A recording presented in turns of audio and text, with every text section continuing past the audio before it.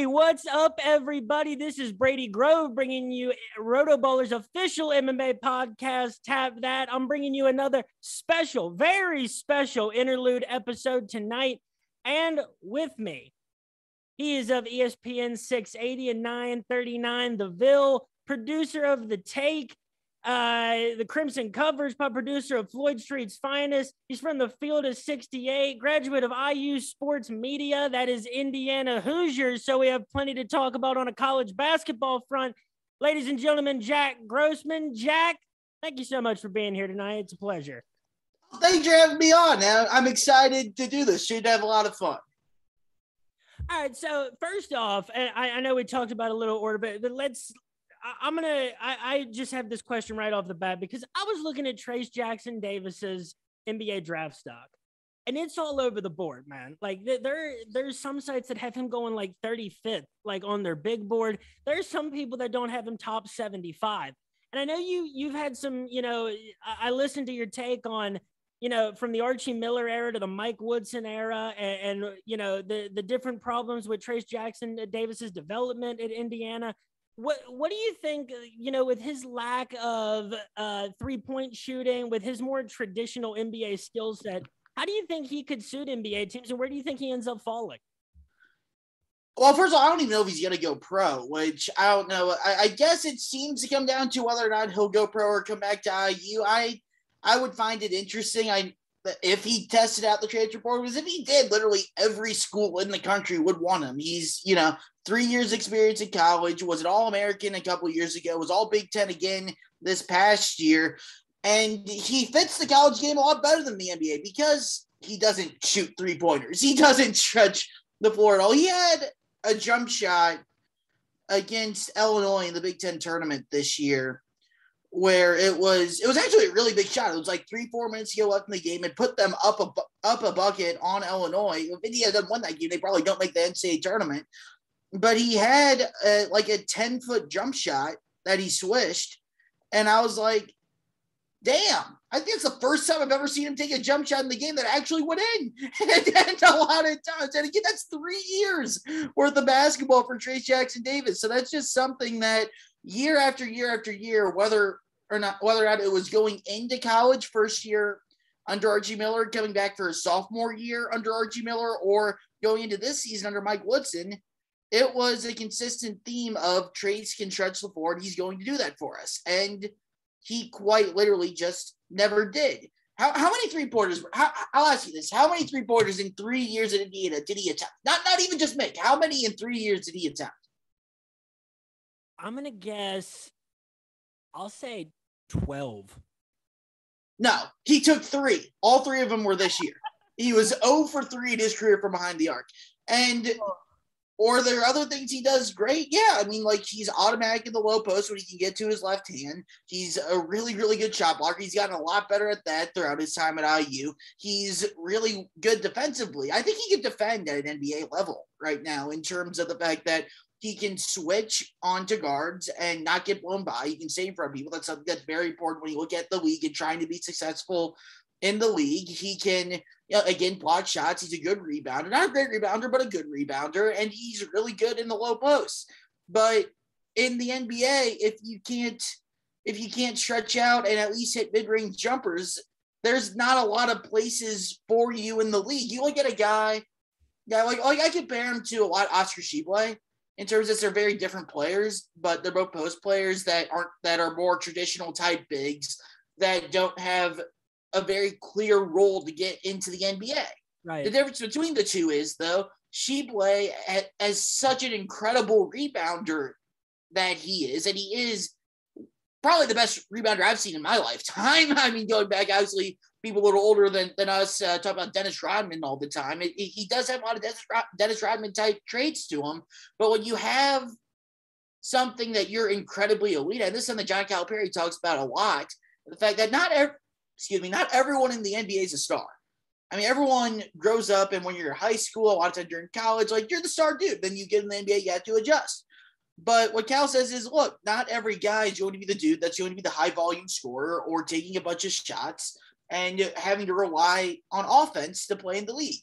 there's 3-and-D guys, there's rebounders, there's point guards that are facilitate first. There's so many different roles on an NBA roster that to where if you can do one or two things at an extremely elite level, that's good enough to be in the league. A perfect example of that is Kevin Fareed, a dude that wasn't very tall, had no jump shot, but played in the league for like 7-8 years just because he was an incredible rebounder. To where I think Oscar Tshiebwe is so talented at rebounding, and obviously it's a lot more the talent that goes into rebounding, that I look at him and say, can he defend the pick and roll? No, he got abused on that, especially late in the year at UK, and that was a huge issue for them defensively. Is he great in the low post defensively? No, he's not spectacular, but he can hit a mid-range jumper. He's great offensively in the low post, and he is, again, arguably the best rebounder I've ever seen. So for him, I look at it and say, okay, there's a role in the NBA for someone who's that good with that. With Trace, you can't say the same thing. I think he's, again, really good on the low post, but you're not exactly going to throw it into the low block over and over again. First of all, anyways, in the NBA, that's just not how they play right now. And second of all, especially if it's for a role player, that's not what they do. So that doesn't really help you too much. He doesn't hit jump shots. He's good enough defensively, but if you're in the NBA these days and you're running, a typical NBA offense that everyone runs, you're running a 4-out, 5-out offense. And if Trayce Jackson-Davis is standing in the corner, you can just take the defender and park him in the lane or double someone else. And you can't win basketball games like that in the NBA when you're basically playing 4-on-5. So for me, I don't see Trayce Jackson-Davis having a huge future in the NBA because he can't shoot. And there's not an Oscar Tshiebwe type trait that he has that he can fall back on and say, this makes up for it. So I look at him and I go, look, is this a hip problem or a coaching staff problem? Or is it a problem that Indiana just hasn't given him the chance? Well, when you have two different coaches in Archie Miller, and I can rail and crush Archie Miller as much as I want, but when you have Archie Miller and Mike Woodson over the course of a 3-year period, get to work with him, and he's still, it's not even that he doesn't make the shots. He doesn't take these shots. I get 3 3-pointers in 3 seasons. And I'm not sitting there saying that he should be taking, 50, 60, 70, 80 when that's not what he does. And he's one of the best post scorers in college basketball. That's not how you win if you're Indiana, which is what Archie Miller and Mike Woodson are ultimately being paid to do, is to win basketball games, not get traced to the pros, even though a lot of times those go hand in hand. Just again, look at John Calipari. But he hasn't proven even a confidence in being able to take those jump shots. I think one place that you can look at and say, hey, he has a high quantity in at least attempts on this is the free throw line. He's led Division I in free throws taken the last couple of years. He has an incredibly high free throw rate. He takes more free throws than anyone else, but he's stuck in the 65-70% range for 2-3 years in a row. So he hasn't gotten any better at that. He's taking enough shots from that standpoint to where you can say, okay, that's an actual good sample size, and it's still not getting any better. So for him to be a pro, I truly believe it. I think defensively he's there, but he needs to add an extra dimension to his offensive game if he's going to stick in the NBA. Oh my God, you've hit so many points that I want. So on one point, and like with Oscar, as you said, on guarding the pick and roll, and with his mid-range jump shot, 2 points there is that, that's one problem that really frustrates me with guys that don't. When we stick at Kentucky, and it's fun to talk Kentucky and IU basketball, and especially we haven't played in a couple years. I miss that series, man. I miss you and me both, man. It's an absolute. It's ridiculous that they don't play. And I actually asked Cal during a presser early on in the season because it's one of those cupcake games that it doesn't matter. They won by 1,000,000 points. That's what happens. But I asked him, look, you have a previous relationship with Mike Woodson. Can we get this game going in any way, shape, or form? And he, just said, yeah, Mike and I talked. He's doing a great job. He does what Cal does. He poo-pooed the answer, but it's like, it's ridiculous that they don't play. And I know Cal won't go back to Bloomington. That's a fact that he will not go back to Bloomington. I think that they should play the game. I'd be fine going to neutral courts. Gordon, do you know where the most IU UK games have been played all time? It's not Assembly Hall. It's not Rupp Arena. It's not Memorial Coliseum. It's not even anywhere in Indianapolis. It's at Freedom Hall in Louisville. I was just going to That's where they played more games than anyone. I was going to guess that. That's the thing about that game too, is like, I don't care what the results were. I don't care what the series count is over the last 10 games.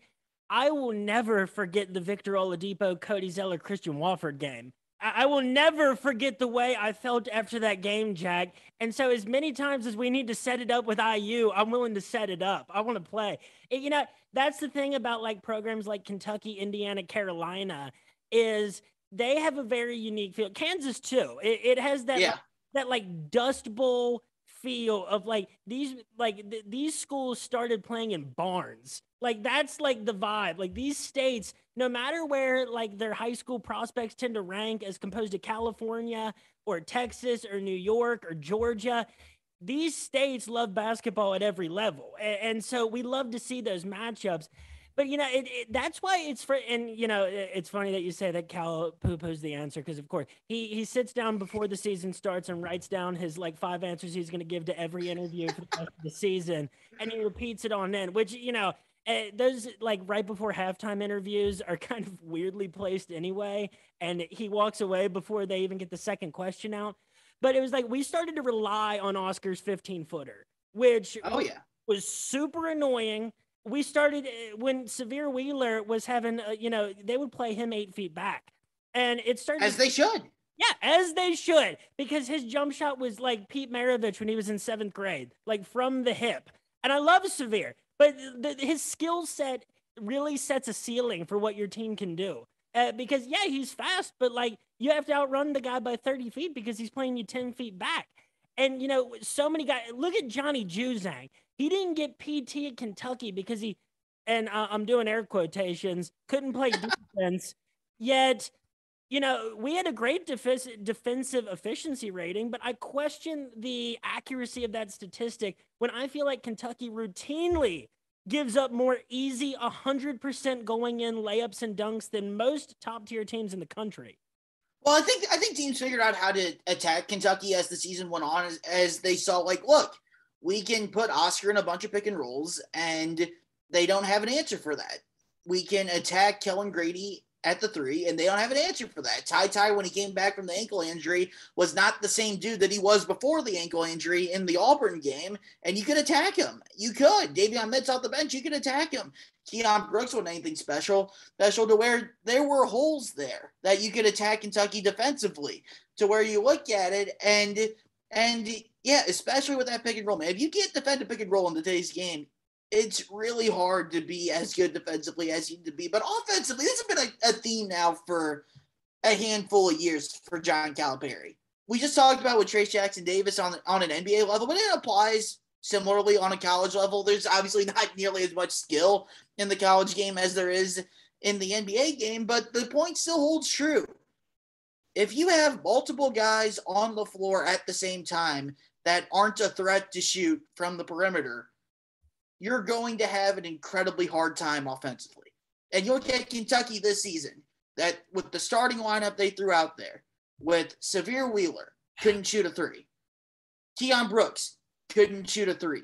Oscar Tshiebwe, yes, really good from that mid-range spot right above the free throw line, but he couldn't shoot a 3 either. And again, you're not expecting Oscar to shoot 3s, but you have 3 guys. And Ty Washington, the last 6 weeks of the season, was 20% from 3-point. So that's 4 out of your 5 starters can't shoot 3s. And Kellen Grady even couldn't shoot in the last 5, 6, 7 games as well. He was something like 18, 19% from behind the arc there also. But even just limiting to where the way the roster was built, what Cal expected, to where you had Wheeler, Brooks, and Tshiebwe that couldn't shoot. And then you would bring in Toppin off the bench for Brooks, who also couldn't shoot. You can't have an elite offense in college basketball in 2022 if you're playing 2-3 guys on the floor at the same time for major minutes that are zero threat to shoot the 3. You can't do it. And that's something that doomed Kentucky this year. That's something that doomed them last year also, when they were just terrible on basically every level, and has really become a consistent issue for John Calipari, is that he doesn't have enough guys that can shoot. And he doesn't have like, you know, a North Carolina Brady Manic type. He never has some of that. The closest thing he had was Derek Willis. I mean, come on, Derek Willis. You're not going to sell me on Derek Willis. You're just not. So, I mean, All-star. but you're not. When that happens, though, that causes the lane to be clogged, which means Oscar is getting double and triple teamed. That means Ty doesn't have a lane to drive to the hoop. And you just don't have any room to operate to where if you're not getting out in transition, you're going to really, really struggle to score the ball.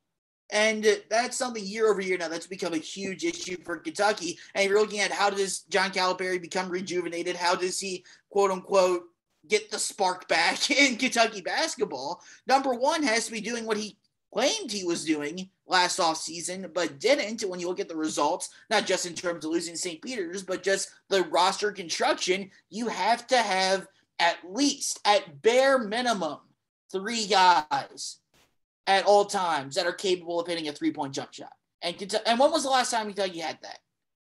I don't know. It's been a really long time.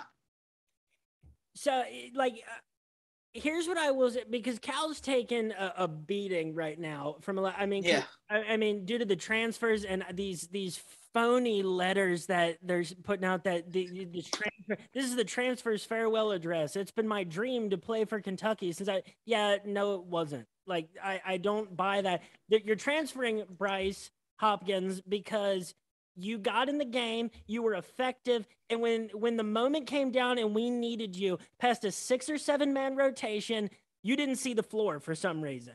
That's why these guys are transferring. If I had to say one word of defense for Cal, it's that we expected to go into this year with CJ Frederick. And the season could have been a lot different had that happened. But our lack of creativity in getting open shots for Kellen Grady was he would run around picks and they figured out how to guard it. And he didn't get open shots for the most. And then when he did get open opportunities, he wouldn't take it. He'd pump fake and then he'd go back and really get a lower percentage shot. But it's really interesting with a guy like Mike Woodson, who's been primarily an NBA guy, and John Calipari, who's been, predominantly college with a very limited stint in the NBA, is that I think Mike Woodson has a much better understanding of what his job is at Indiana.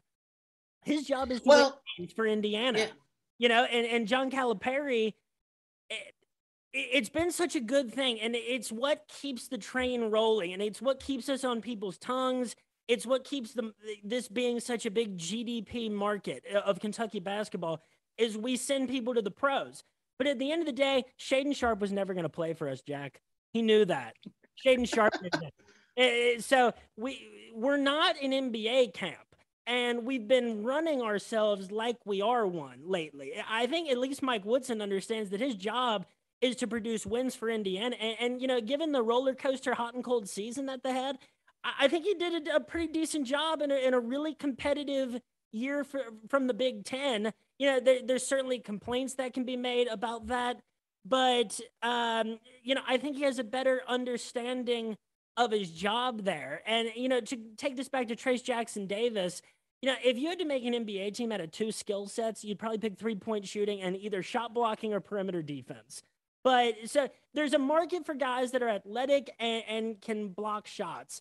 But at the same time, Cal is always, throughout his college coaching career, the record shows that no matter how many years it takes, he usually figures out the current landscape. Now, he's getting up there in age, and I mean, the age progression, my Lord, since you take the Kentucky basketball coaching job, it's comparable to like how Barack Obama looked before and after taking office. It seriously is.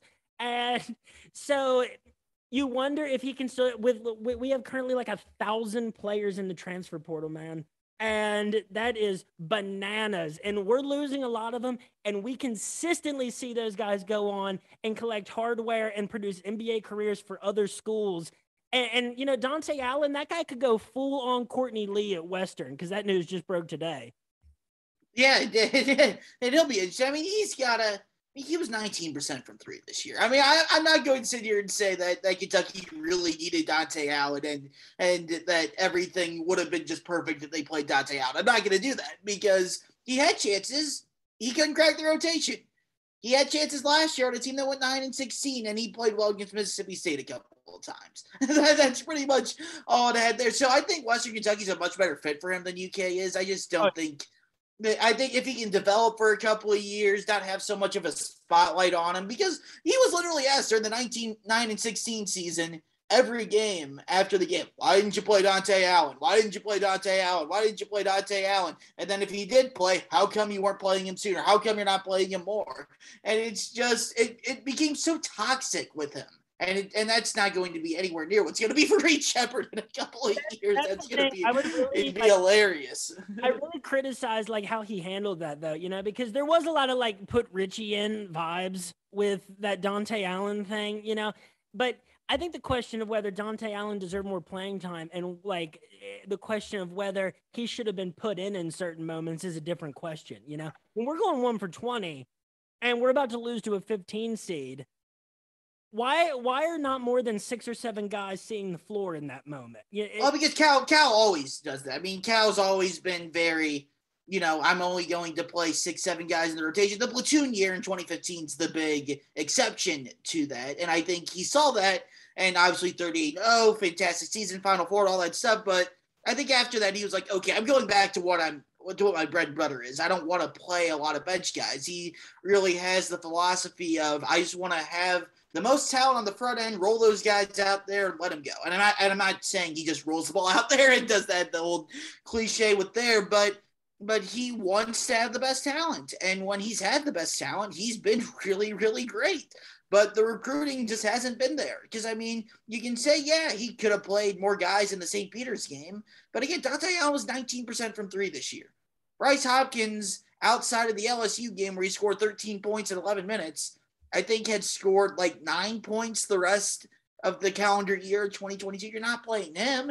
Damian Collins, yeah, 5-star kid, may be good next year, but he hadn't shown anything that said, hey, he should be playing in this game. It's different from a Johnny Juzang example where you had that there and you just didn't play him. I don't see him having a Johnny Juzang type guy in Dante Allen or Bryce Hopkins. Maybe Damian Collins becomes that, but he hadn't been that this year.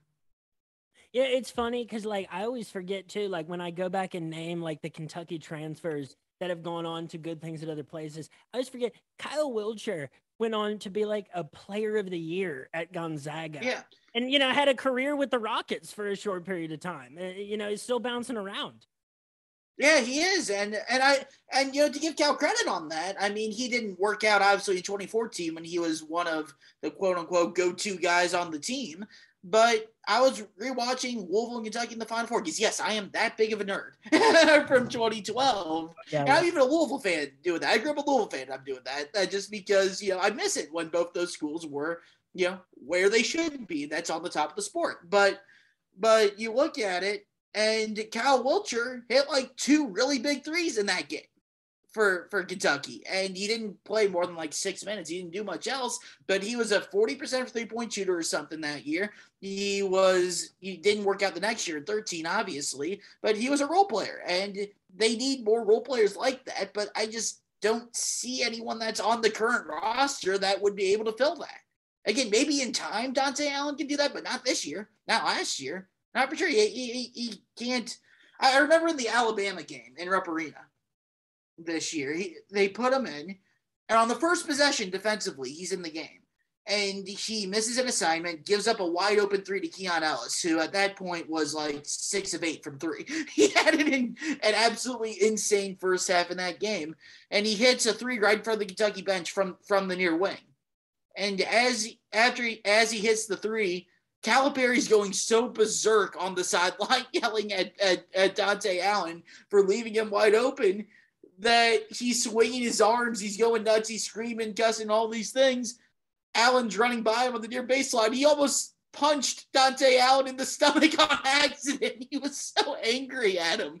Just the way he was waving his arms. And I'm like, when you're not defending at even that basic of a level, you can't play in the game, especially in huge key moments like, you know, that Alabama game. That was a big game for Kentucky, or especially if you're in the SEC or the NCAA tournament.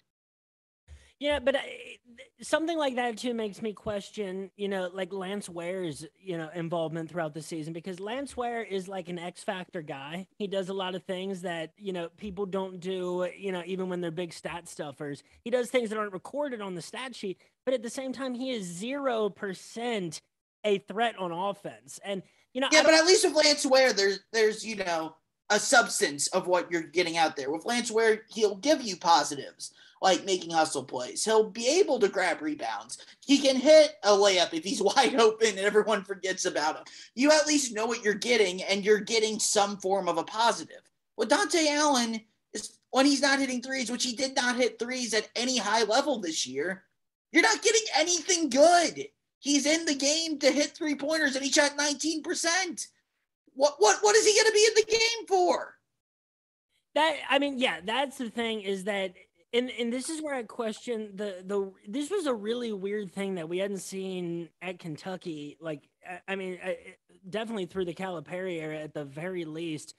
But it was like, Cal would make a comment after the game, and they'd ask Dante, and they'd be like, well, Cal says that this is your chance. Like, he's going to put you in this next game. And it's like, well, this is weird, because it's like, I remember BJ Boston missing every single 15-footer he ever took. Now he's balling out in the NBA. It's just a really weird thing. And like, on that recruiting aspect, it's like our recruiting classes from a surface level before the season have been like, all right, that's good. It felt really good about BJ coming in to that season.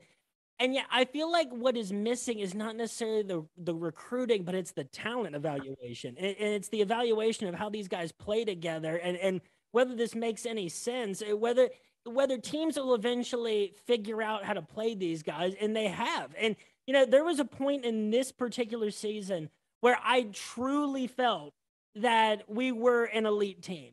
But by the time the NCAA tournament came around, and Ty was starting to look a lot more like BJ Boston, and again, that's because of the ankle. A lot of people recognize that he was not the same after that injury. But, that was kind of the weird thing, is like the talent evaluation the last couple of years is what seems to be slipping. Yeah, it's talent evaluation, and the recruiting just isn't as good. It's both in terms of, BJ Boston was a 5-star.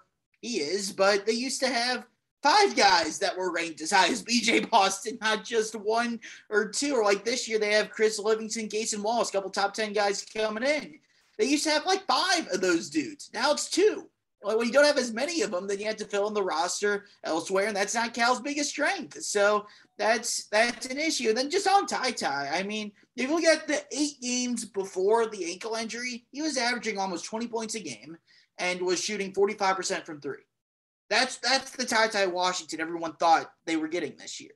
After the ankle injury, the rest of the season, about 9 points per game, 20% from 3. That wasn't good enough. Kentucky didn't have the guard play. That's 2 years in a row where they haven't had good enough guard play. And it's a cliche, I know, but what wins games in the tournament? It's the guard play. Oscar Tshiebwe, dominant, spectacular, unanimous player of the year, well-deserved.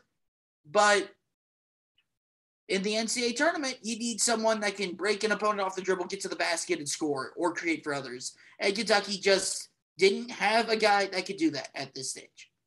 Or at the end of the day, it was Doug Edert that stole that game. And it was Dougie. If anybody profited off that game, it was Doug Edert.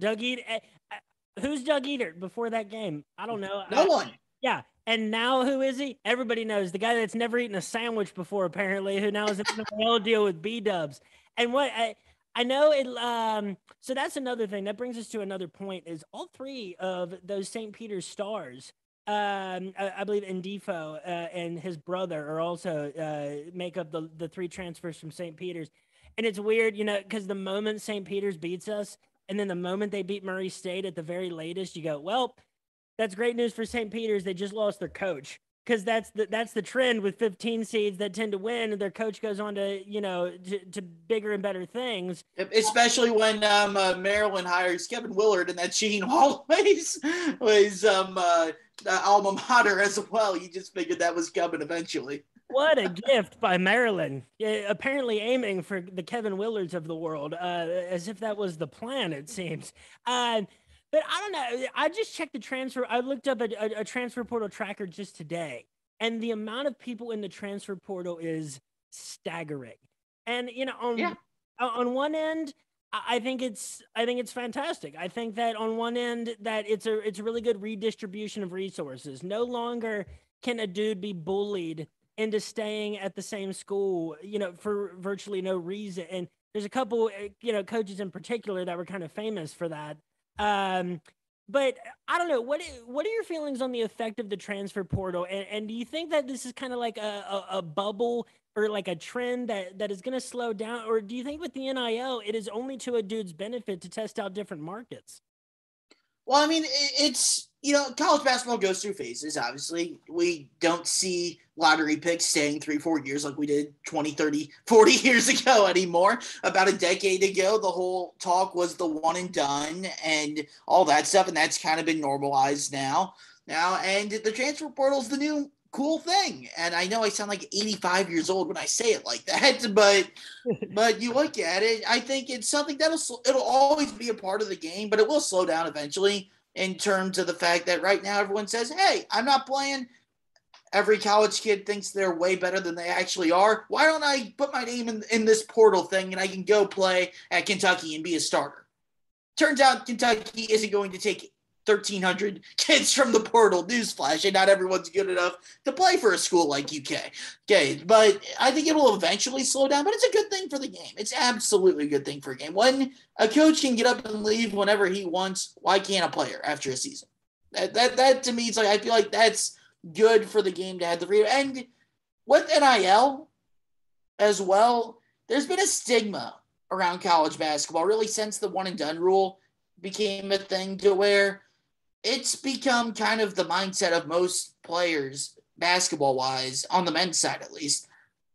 Look, I'm only going to college because I have to. And my goal is to get the bleep out of college as quickly as I can so I can go make money professionally. And that causes people to leave early to go to the NBA draft, but there's only 60 picks in the NBA draft. I'm sure everyone listening knows that. And there's like 120, 130 and more guys going into the draft every year. So they're saying, okay, I know I'm not going to get drafted, but I would rather play in the G League in front of 12 people and bus on Greyhound or fly commercially and be incredibly poor instead of living in Wildcat Lodge or and playing in front of 20,000 people at Rupp Arena or the Yum Center or Assembly Hall. Or they'd rather go to Europe and make money and play that way. To where now NIL and the transfer portal, one, that lets you make money, and two, you have the freedom to switch schools.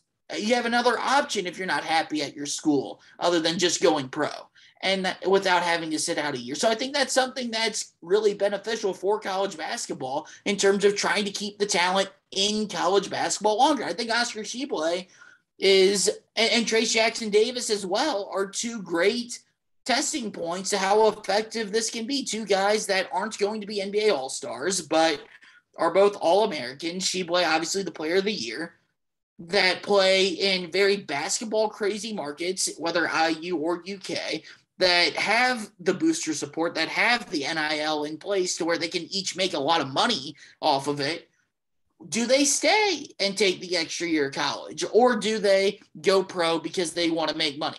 I think if they do end up staying, especially Tshiebwe, because he's has a lot more national relevance than TJD does, that could be something where that can start to change the narrative and perception around college basketball a little bit. The one thing about the portal I would change out, I know this is something that soccer does on the European level, is that I think there should be a window for it in terms of, I think it would be incredibly simple of, okay, day after the national title game, the portal opens. May 1st, which is the actual deadline for this, is the last day you can put your name in the portal. But right now, there's no deadline of when the portal closes.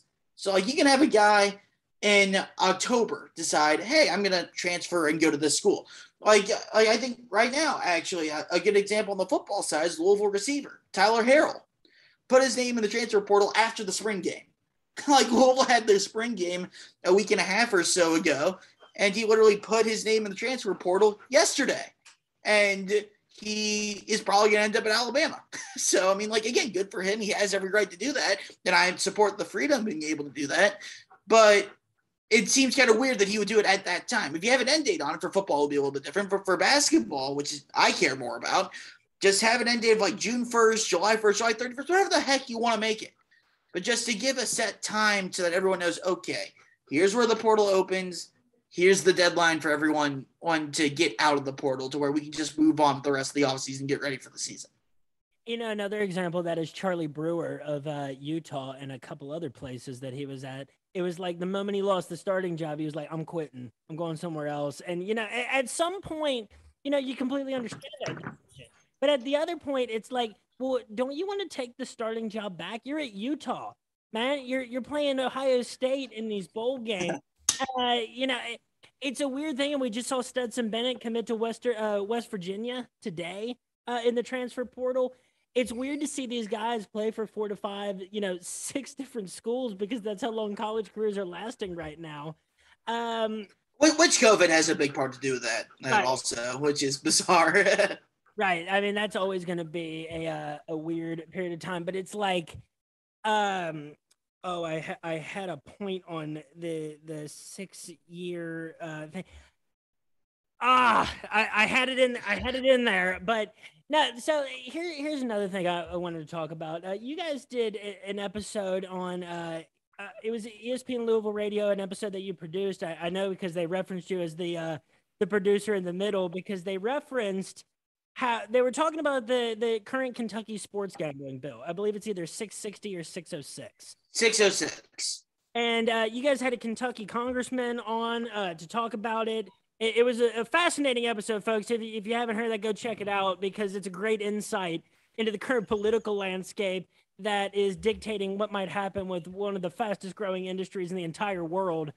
And it's all over the place, man, because people in Louisville, and this is the craziest thing, man, because we've got Keeneland and Lexington. This is the horse racing state. There's Churchill in Louisville. The amount of money spent on, in the horse industry has been in trouble for a long time. And the weirdest thing to me, the craziest thing is that the horse industry continues to see sports gambling as a threat when I could not see it as anything more than the opposite to the horse industry than that. I don't really think it's the horse industry that sees it as a threat in terms of more. It's like, it's a very Kentucky thing for it to play out this way, to not really be a Democrat versus Republican thing, but an urban versus a rural thing in terms of how it is. A lot of the people, both Democrats and Republicans in the city of Louisville, are for the sports gambling, but a lot of the people in the rural counties out in eastern Kentucky, out Pikeville, on the east side, Paducah, as I do a very poor accent there. I'm sorry, but you look at it, and it's more of those people that are against it, and it's ridiculous. Is a very good word. But we had Congressman Al Gentry, who is a Kentucky state representative and is one of the people that is helping, trying to push for the bill. And I know that we should know sometime in the next couple of days whether or not it will pass. I don't think it will. I mean, I'm not a political expert. Just where it's at right now is if they voted for it in the Senate, which this is so perfect on so many levels, they would have enough votes to pass more likely than not and make it into a law. But they have to have because the Republicans are controlling party. I'm not trying to say damn the Republicans are doing that. I don't really have strong political opinions unless it's about obviously sports gambling, something I care about. But the Republicans control the Senate, and for them to even put something to a vote, there has to be a majority of Republicans that support it. So even though if you take the entire Senate and they would vote for it and like 95% chance the thing passes, the head of the Senate won't put it to a vote because, one, he's against it, and two, there's not a clear majority of Republicans in the Senate that are for it. So, which is ridiculous. Kentucky's so backwards, man. There's, 6 or 7 states that border Kentucky: Indiana, Ohio, West Virginia, Virginia, Tennessee, Missouri, and Illinois. So that's 7 states. All 7 of those states have sports gambling, but Kentucky doesn't. It's ridiculous. I'm quite literally on my way to work, at ESPN Louisville at the station during college football and college basketball season. I don't bet too much NBA just because that's not my bread and butter type of deal. I quite literally will drive across the river on my way to work, pay a $2 toll, place a couple bets, and then drive to work. It's ridiculous. My brother, it's absolutely ridiculous. He rides his bike across the bridge and asks us if you guys are you guys want anything on these over-unders right now, or these spreads, hit me up because I'm driving across the riding my bike across the bridge right now. That's where we're at, Jack. People are riding their bikes into different states to give that state their money. It's such a crazy thing. And another interesting aspect, I mentioned this to you before, and this is something my mom actually texted me about right before this, is that, it's a family interest, that Ohio, they're looking to limit and restrict whether you can bet on college sports prop bets, which to me that's so random. So here's where I'll say I understand it. Because basically what they're saying to me is that I don't think you can just limit it to college, because prop bets are right now, I think we theorize that if we see a fixing or a shaving scandal again, it will be on individual prop bets, because it's so easy, Jack, for a player to say, hey, I imagine this scenario. Let's say a dude tells his friend before a game, hey, put 500 on me to get less than 8 rebounds because I turned my ankle in practice and I don't think I'm going to be going for as many rebounds as usual. That's how easy it is to fix an individual player prop. But the limitation of it to college, and especially the state that Ohio is, with Ohio State athletics being the epicenter of all of that, makes me suspicious. It's definitely a bizarre one, and especially one, it's just as easy to fix a pro game as is a college game. Why would you only be banning it with the college guys? I feel like it should be just an all or nothing thing, and and they're gonna bet whether or not it's legal or not. I mean, I find my ways to get around it and bet. I know people that have, bookies, illegal accounts, all that stuff. Everyone has. It's socially acceptable these days. And I'm sorry for my parents' old-timey phone ringing in the back, but I was like, that sounds like you're in Scranton, Pennsylvania, and Michael Scott is in the office. But you look at it and you can say, I'm gonna. All right, good. That stopped. That was bothering me. But you look at it, and it's like, how can you have a situation where it's going to happen anyways? Why aren't we just going to let them place the bets and be able to make taxable money off of it, in terms of whether it be prop bets in Ohio or just any sports betting in the state of Kentucky? Oh yeah, there's supposed to be bad weather in Kentucky tonight. Luckily, I live pretty much underground on South Upper in Lexington. I'm probably in the safest spot in the state of Kentucky from a tornado. Let Jack have a second to take care of that. But no, I actually don't know if he can hear me right now, so I don't know. And Jack is back. And so, that's the thing, is that I love point shaving scandals. I'm fascinated by them. They're extremely sexy stories. And they really hurt sports and the gambling industry altogether. And that dates back to 1919 with the Black Sox scandal. Yeah. Yeah, but at the same time, it's one of these things where gambling isn't taboo anymore. And frankly, we can't afford to treat it as taboo anymore, because college sports and pro sports are going to have to coexist with sports gambling. And that's something I talked to Daniel Siegel about when he was on the show a couple weeks ago, is, as long as these schools are educating their players on, the rules, what to do, what not to do. And hopefully Calvin Ridley, unfortunately, serves as an example to a lot of it, because honestly, we saw a lot of examples of, Calvin Ridley got suspended for a year, but Ezekiel Elliott and these people, people who committed horrible. That's exactly what I was going to bring up. I'm like, I get it. What Calvin Ridley did was wrong. You want to protect the integrity of the game and all that stuff, but how does he get triple the amount of what those guys got? That's ridiculous, man. I mean, all he did was bet on his team to win when he was injured, or not injured, but taking mental time. Yeah, it's a crazy thing, but I think what it tells is that and this is a sad reflection on, I guess our society and the sports industry in general, but what hurts the NFL's business more, domestic violence or a player gambling on their sport? Apparently, it's gambling on their sport, because if it didn't hurt their financial interest more, I don't think he would have received a longer suspension.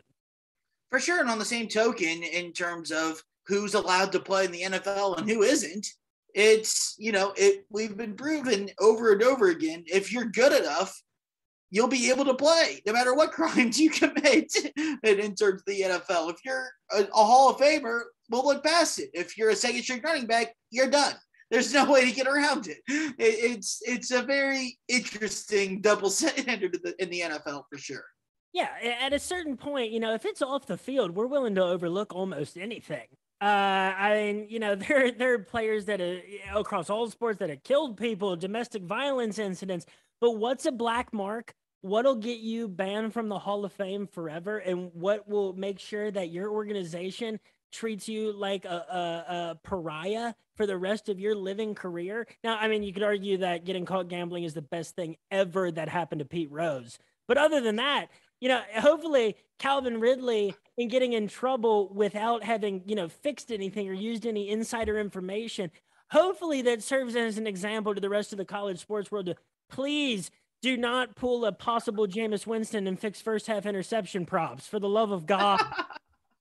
Well, yeah, I mean, I'll put it this way, though. I mean, it's something that's always been an issue. Just because it's legal now, that doesn't change anything. But people know the consequences if you get caught, and that you have to be responsible about it. But whether sports gambling's legal or not, all those things are still going to be issues and going to be things that you got to police it around. So again, why wouldn't you just want your state to be able to make money off it, taxing wise off it's incredibly stupid is what it is, Brady. It's just incredibly stupid. Oh yeah, it's funny too that rural communities that are traditionally ignored and neglected by state governments as far as the resources that they do receive, that they would, I mean, and this is why it comes down to a principle and some sort of moral issue. But it's like, this is such a big industry, man. It's why casinos are such a fantastic industry out there in Vegas, because people love to bet on sports. They always have. Yes, they do. Yes, they do. The moment they started publishing point spreads in New York newspapers, CCNY was on that business. You know what I'm saying? Damn right they were. Well, so let's, because we're talking the landscape of college sports and I talked about this with Siegel too, because he's been involved at such different levels with women's basketball, and it just in the last year, Jack, we went from the highest amount of money that you could make if you were the best female basketball player in the world was like six figures, maybe a couple million if you're also going to China in the off season. And if you're like, Sabrina Ionesco and you have a State Farm commercial deal. But at the same time, overnight, we have, Paige Beckers of UConn, it was projected to be the number one earner of all college athletes this year.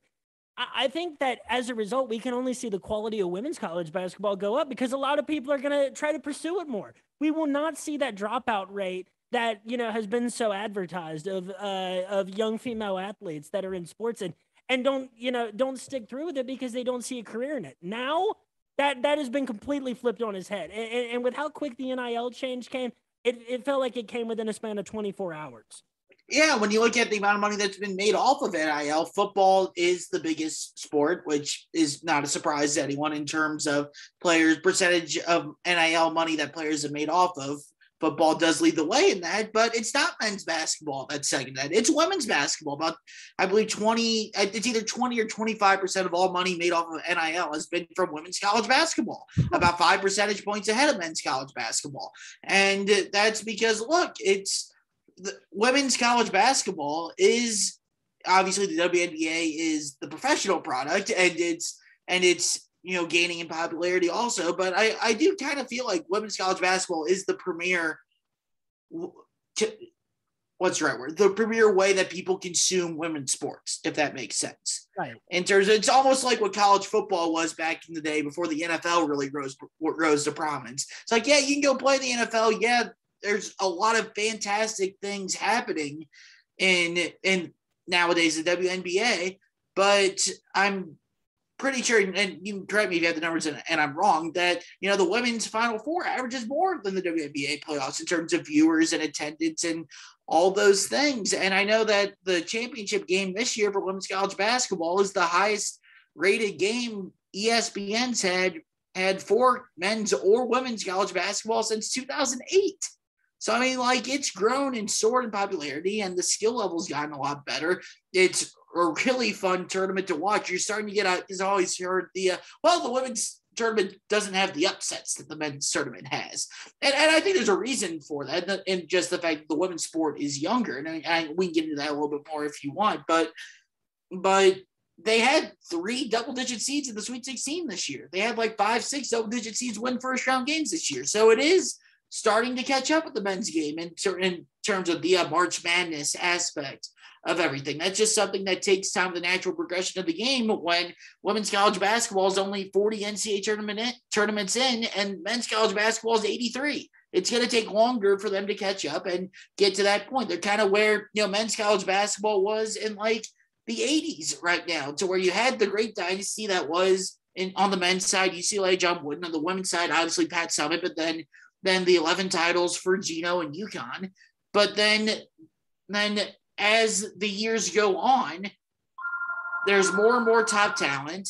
There's more and more talent going different places. And there's more. I'm going to hang up that damn phone.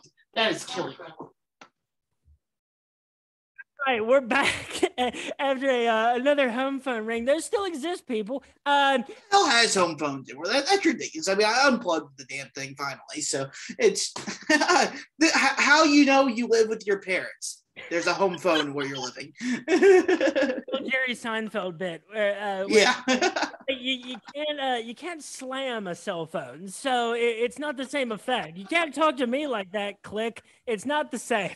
No. You know what you said. That's the thing about women's college basketball. I think the brands are much more identifiable than that of the WNBA. People know UConn, Tennessee, South Carolina. We know Pat Summitt, Gino Auriemma, Muffin McGraw. We know Don Staley. Everybody knows Don Staley, whether you watch women's college basketball or not.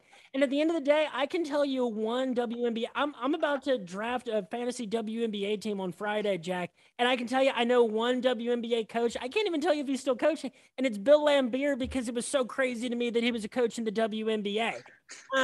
They mentioned that in the Bad Boys documentary. I remember. Wild. But, you know, you made that point about John Wooden, and it's what we see. And this is why, if you're going to try to project the future of sports, you have to have a knowledge of the history, because, you know, we think of certain sports as old at a certain point. You know, the NBA has been around since, you know, the 40s in reality, when George Mikan won a few straight titles with the Minneapolis Lakers. But there used to be so little money in being a pro athlete, really, until, really the Catfish Hunter deal, you know, for the MLB in the 80s, or when Pete Rose became the first $1 million player, which wasn't even $1 million contract. It was like $1 million over 3 years, whatever. There was no reason to play. Those guys got jobs in the off season. I remember in Bill Walton's book, he said we were all disappointed to go to the NBA because we were making less money in the pros than we were at UCLA. And, you know, we always see these things catch up. And it feels like even sports fans and the people in charge of running the sports continuously sell it short of what it's capable of. And they don't anticipate that the talent will catch up. And eventually, you know, now we're so pleased with the fact that the NCAA tournament is such a large field. It has only created a better product for the NCAA tournament. We've seen the talent catch up to it. And that brings us to our next topic, Jack. I don't know about you. I think 4 teams is way too few for the college football playoff. And we can get into the reasons for that. What do you think about the current state of college football? And we know that, look, they're going to fight this tooth and nail, and it's going to be way slower than the people who are in favor of it think it should be. What do you think about the potential of a playoff expansion? And as an extension of that, you know, the fact that we're seeing a ton of conference realignment and teams jumping up from the FCS to take advantage of what they feel like is their true potential. You have struck a chord there with college football playoff expansion and just how incredibly stupid the college football is as a sport. It's ridiculous. First of all, look, they have a 14 playoff. There's 5 major conferences. How do you have a playoff where you don't have every major conference represented in the playoff? Like, that's just simple math, man. You can get an 8-year-old to tell you that that doesn't make sense. And yet here we are playing a 14 playoff of 5 major conferences. And that's somehow an improvement over on how they used to do it in terms of only having 2 teams play for a national championship, and decades upon decades where they just didn't have a national championship. They're just incredibly stupid is what it is. But you look at it and there's so many issues with college football. There's not a sport that is more messed up than college football. Agreed. In terms of just how the sport is run, the postseason, everything. It's absolutely terrible. And it makes the product, it hurts the product. It really does. The bowl season, you're killed by it. Yeah, I don't care about the bowl season. I don't watch the bowl. And I know I'm in the minority there because the bowl games still do better ratings-wise than any other sport that's not other college football or the NFL. But it's just not interesting. I don't need to watch 2 6-6 teams playing for a trophy in a participation bowl. With all their best players out of the game because they don't want to get hurt. So what I would do is I would expand the playoff to 8, which I know that when they expanded, eventually it'll go to 12, which I'm fine with. 12 is better than 4. I would go to 8. I would say each of the 5 major conferences gets an automatic bid in terms of the conference championship. So that actually gives the conference championship game an actual meaning, which right now it does not. And then that I would give the highest group of 5 ranked team an auto bid. And then because the brands are all that matters in college football and they're going to put in Alabama, Ohio State, Clemson, Oklahoma anyways, you have 2 at-large spots to make the big wigs that run college football happy and get a couple at-large bids. That to me, it's like, that makes so much sense. Why wouldn't we do that? Or if you want to do 12 teams, you can have 5 at-larges. Or 4 at-large, 6 at-large. I can't do math. Instead of 2. Maybe I should be a college football executive. But to me, that just makes too much sense. The fact that we can't sit down and do that just shows the ignorance, the stupidity, and the egos of the people that run college football. And here's the thing too, is I run it. I have this argument a lot, and I tend to, I bring it on myself, frankly, because I bring it up because I've been stewing on it since I got on this idea of the college football playoff expansion. And it's like, dude, if you factor out the schedule manipulation by the blue bloods in college football, if you take out the teams that never, ever, Jack, play a back-to-back away game, ever. Yeah. Half the SEC is scheduling New Mexico State November. The month of November is... Oh, it's more than half. Don't worry. It's irrelevant for college football.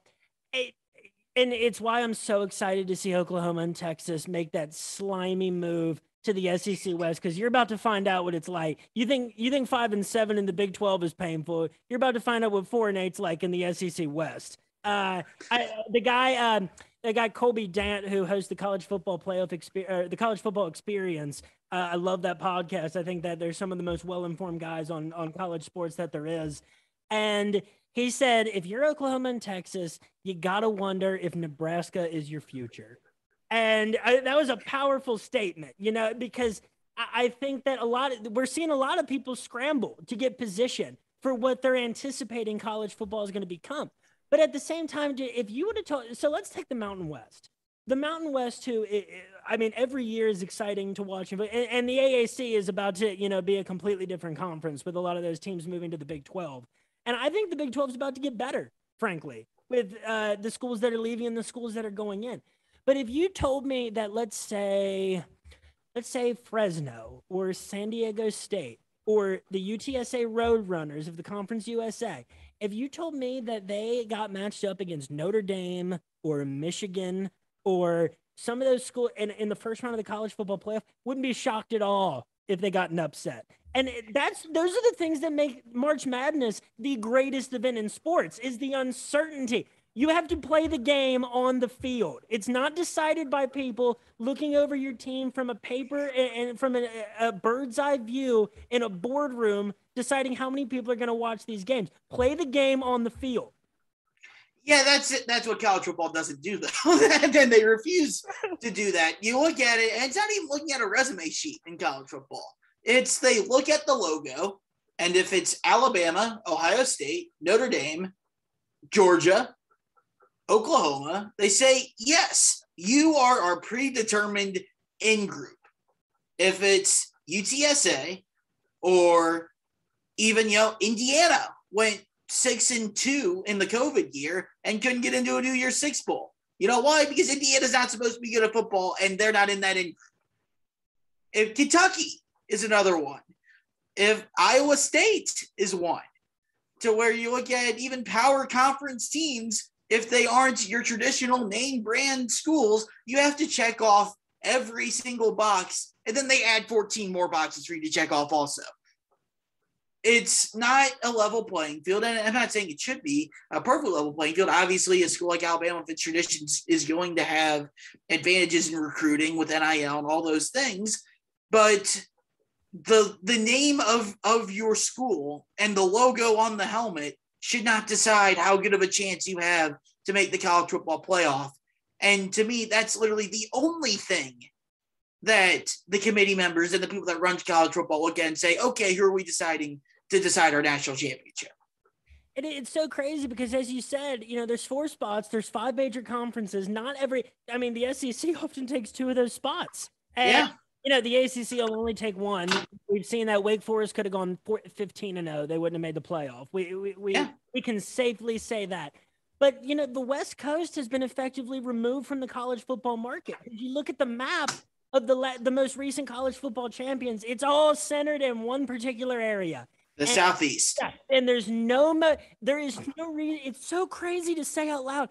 There's no reason for all of these Southern California quarterbacks to stay in state, where you would think there's so much money to be made on an NIL basis from USC and UCLA at the very least, and they're all leaving the state. And, maybe that'll change, with the coaching regime at USC.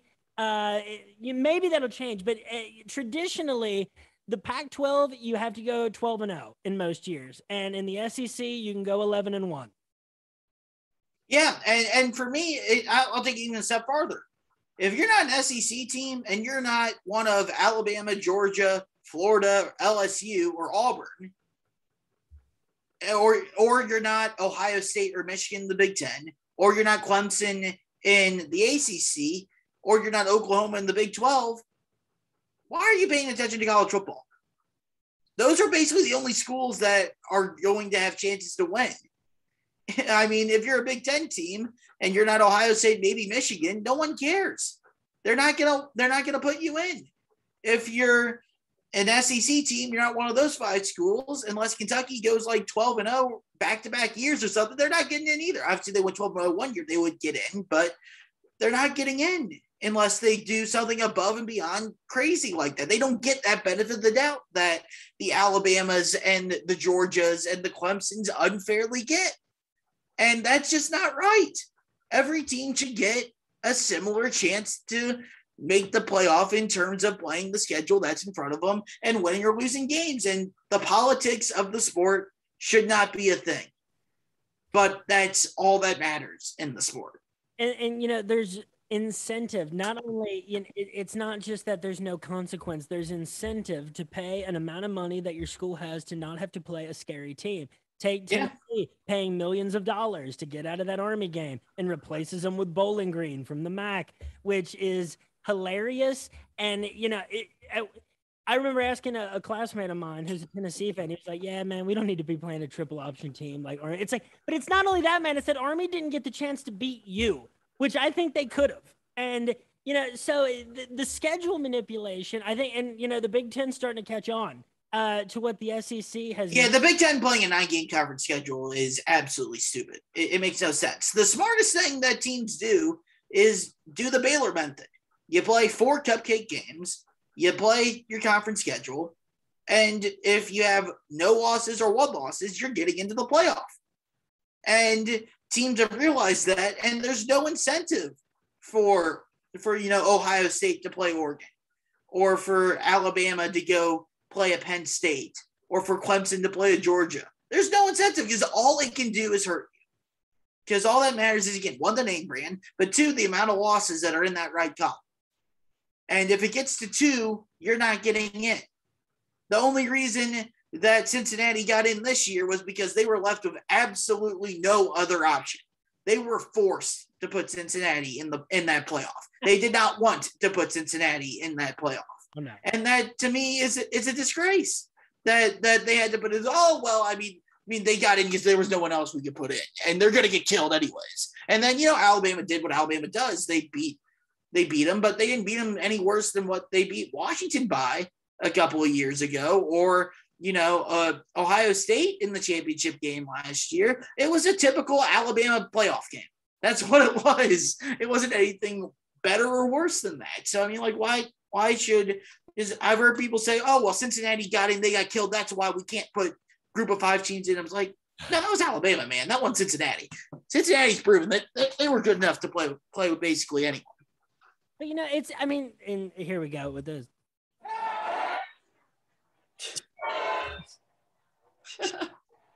No, that's the thing, is that it's like, man, it's a 4-team playoff. If you're Clemson, all you have to do is make your way through what is an entire cupcake division of the ACC at the current moment. And then whether you deserve to be there or not, truly, you're just 2 games away. That's all it is. And that is not a postseason format. That is invitational. Yes, it is. That's exactly what it is. It's ridiculous. College football really has been frustrating me. And that's why, like, dude, we might look back on this 20 years later and look at Deion Sanders as the hero of all this, because the light that has been shed on Jackson State, it's like, the FCS has such a good system where, the seeding determines where but they actually play home and away games there. They don't play ridiculous neutral games. Weird. What are those? Between college football and John Calipari, I don't know if I've ever heard of those. I'm not a fan of neutral site games. What makes college sports special is the fact that they take place on campuses. Absolutely. And this is why, like, it broke my heart when it changed from Commonwealth Stadium to Kroger Field. But it's like college sports on a lot of the smaller levels, and this is why people are starting to gravitate to college sports at the smaller levels. It feels less infected, and it feels less what's the word, neutered, I guess would be the word. It feels less sterile. There's not this corporate influence. It's down to the sport, and that's like the NIT. It was like between Xavier and Texas A&M, there was desire there. There was desire in these teams that are in the early, that they're 14 seeds playing in the NCAA tournament, and these guys aren't going on to, a lot of them aren't, going on to pro careers. They see this might be the last game they get to play of basketball at this level. That's what always made college sports fantastic. And we've slowly drained that out of college football until there's 4 products left. And, half the problem is that people keep watching. And, admittedly, I watch those games because I've always been a person that feels like if you're going to dump on something, you have to watch it. And so, but the people that say that they're not going to keep watching, college football is quite happy with their ratings. And unfortunately, that leads to them catering to what Clemson wants for the rest of the ACC. Clemson doesn't want to, and the ACC doesn't want a playoff expansion which is incredibly stupid that the ACC as a league doesn't, because they might be able to get someone else other than just Clemson into it. And also, it's not like Clemson exactly had a fantastic season in 2021 as well, and their recruiting hasn't been where it was the past few years as well. And you throw in the fact that Dabo does not seem to have any grasp of how to use the portal or any desire to want to use the portal. So I think Clemson's in an interesting spot right now, to where, would I be shocked at all if they just went back to being the same old dominant Clemson that we've seen the past half decade or so? No. But I don't think it's necessarily a given that they're going to stay on that same elite level to where they're in that in group with the other 7-8 schools. Oh yeah, for sure. That's the thing, is that I think the ACC again is selling itself short. A lot of these fears and apprehensions of money you might lose out on. It's like, it's like, let's say the field was expanded to 16, which, look, granted, that won't happen for 25 to 30 years. And after a grinding, halting process, which was the same for the NCAA tournament. It was 32 when a lot of these teams that are blue bloods won their championships. It was a lot smaller than that. I'm just going back to like what, 1978, maybe, like when 78 it was 32. I think it was 76 or 75 or 76 that they expanded to 32 because that was the first year that they could have more than just the conference champion in the NCAA tournament. But it's like college football again is selling itself short to take that. I don't know if selling itself short is the right way of putting it, or just being incredibly closed-minded and ignorant and egotistical. Yeah. I think those would be the three phrases I would use for college football. Continuously catering to the guys that are carrying it right now, but it's like the ACC, they see an expansion as they go from having a fourth of the teams to having 1/12 of the teams. And it's like, yeah. It's like, dude, that's so crazy. There's so many games right now in the college football season that nobody cares about. And take a hint from the MAC. Dude, the MAC has elevated themselves as a conference, but 2-3-fold just through Action Tuesday, just by putting yourself on a different night, just by thinking a little bit outside the box. Louisville built a brand on that for years in football. Well, to where they were saying, the former coach John L. Smith back in the early 2000s literally said, look, we'll play on any night of the week. As long as you just put those 4-letter network up there, ESPN, we'll play. And that's really where Louisville built a brand and was able to start attracting some better recruits to the school, become a better program to eventually get to the Big East and then the ACC. That was definitely one of the reasons that they were able to do that. And so... Yeah, Louisville. By the way, I was at the UK Louisville football game this year, and You did not see much of a game. I was there also, and I left midway through the second quarter. Not to take pleasure in that, dude, but because I'll tell you, entering the stadium, it was a hostile feel. Like, it had a Kentucky Louisville feel to it, and it was like those basketball games felt between 2010 and 2015. It's like there is heat here. We might see a fight. We might see DeMarcus Cousins throw an elbow on the floor. That was but it was satisfying seeing everybody leave at halftime. I'm not gonna lie. Oh, Kentucky beat the crap out of them. I mean, and for me, the football never will match the basketball in terms of it, because that's just Louisville Kentucky basketball and how great the rivalry is there. But they've had some moments for sure on the football side as well. Yeah, Kentucky, we kind of measure a lot of our biggest landmark. Like, I will always remember the Andre Woodson Hail Mary to Stevie Johnson to kick off that successful Rich Brooks era. But I'll tell you what, dude, me and my brother were at Freedom Hall this year to see Bellarmine beat Jacksonville in the ASUN conference tournament when that section was chanting, "Let us play, let us." Oh my God, I still get chills thinking about it. And that was a great game. Yeah, Freedom Hall is a beautiful, beautiful venue.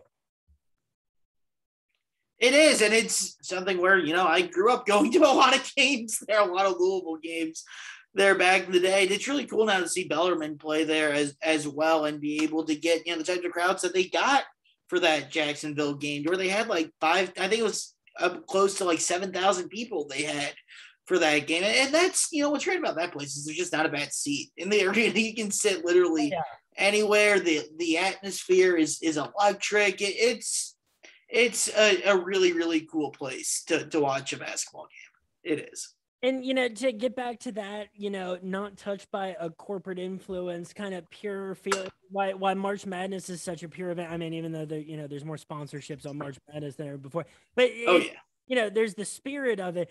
But it's like, I remember one time we were driving back from North Carolina for like something during high school, and we stopped by Duke's campus, and the door to Cameron Indoor Stadium was cracked open. They were preparing it for like graduation or something. Yeah. And me and my dad snuck onto the floor when nobody was in there and the lights were off. And I remember thinking, this is how big this place is. This is amazing. That I couldn't guess that. I wouldn't guess that more than 1,000 people could fit in that place. And as much as I, as a Kentucky fan, detest Duke, that's a better environment. That place is loud. It is. You know, and that's why Freedom Hall kind of reminded me of it. It was like, where are the luxury boxes in this place? Everybody here is ready to get down for this game. Yeah, and I know I think Duke is obviously very famous environment. Kansas, Fall Down, another one. There's two places I got to. I think I'm going to make a real effort to go when Indiana's at Kansas this year, just because I've always wanted to go there, and it just looks like such a cool place to watch a basketball game. But it's just that's the type of thing. When you think of the best environments in the sport, it's Rupp Arena is great, the Yum Center is great, but it's the Fog Allens of the world. It's the Cameron Indoors of the world. It's the Assembly Halls of the world. Hinkle Fieldhouse. If you've never been there, you got to go to Hinkle Fieldhouse. It's a really, really awesome place to watch a game as well. Mackey Arena is really good. Yeah, as much as I hate admitting it, Mackey's a great place to watch a game as well. Great atmospheres there. It's not the NBA styled arenas that usually have the best atmospheres. And yeah, Hinkle Fieldhouse. Remind me again, what's the distance to the free throw line, Jack? And what's the height of that hoop? I believe it's 10 feet, 15. Yes. Yes. I mean, you might have to measure it to double check, but yes, it is. Watch Hoosiers, folks, if you haven't seen that movie. Oh, great movie. Fantastic film. Big fan of the Genes. Gene Hackman, one of his finest performances. But yes. We've been talking for about an hour and change here now. It's been a great conversation. So much fun. Before I let you go, is there anything you want to shout out? Anything else you want to say? The floor is yours. Yeah, I mean, I produced The Take with Andy Sweeney, James Schriebel, 3 to 6 p.m. weekdays on ESPN 680, 105.7. During football basketball season, I host IU basketball and football postgame show, so you can tune into that. I host now show college basketball tonight on Tuesdays throughout the college basketball season. That just wrapped up last week with the Final Four, so a little sad that's over, but literally just launched a show tonight, actually, called The Bridge on ESPN Louisville, which will be both on 680, 105.7, as well as occasionally 939 The Village. It's going to be, anytime we pick up national play-by-play. In terms of tonight, we had the NBA play-in games. We are the affiliates of the Cincinnati Reds. We have a bunch of college basketball throughout the year. We have all the NFL games throughout the year, and the Take ends at 6 p.m. If the program doesn't start till 7 p.m., I'm doing an hour. If it starts at 7:30, I'm doing an hour and a half. Tonight started at 6:30, 2.5 hours. So that's going to be a really fun thing. That won't be an every night thing, but will be fairly consistent as well on weeknights there on ESPN 680, 105.7, and also Floyd Treat's Finest, part of the Field 68 Network, Louisville basketball podcast for anyone that may be interested there. You can find me on Twitter at Jack Grossman 97. Make sure to check out all of that, folks. Jack Grossman, phenomenal at what he does, extremely knowledgeable about everything we talked about tonight. This guy knows what he's talking about, so check out everything that he has his hands on because it is of high quality. And folks, that's it for us tonight. This has been another interlude episode of Rotoballer's official MMA podcast. Tap that. Of course, I will be in the Rotoballer Premium MMA DFS Slack chat 2 hours to an hour before each card on Saturday.